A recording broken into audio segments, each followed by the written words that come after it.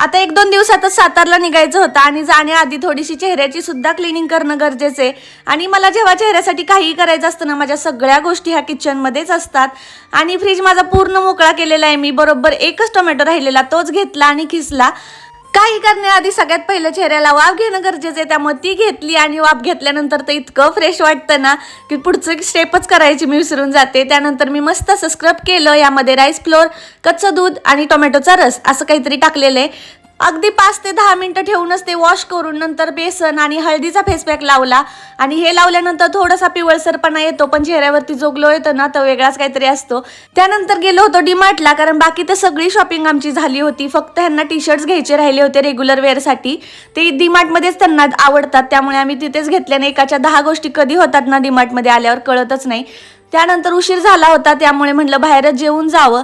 आणि कधी नव्हे तर नवरा बाहेर घेऊन आलाय आणि तिथे सुद्धा मॅच बघणार नाही असं कधी होतच नाही. तुमच्यासोबत पण असं होतं का? कमेंटमध्ये सांगा. Okay, bye.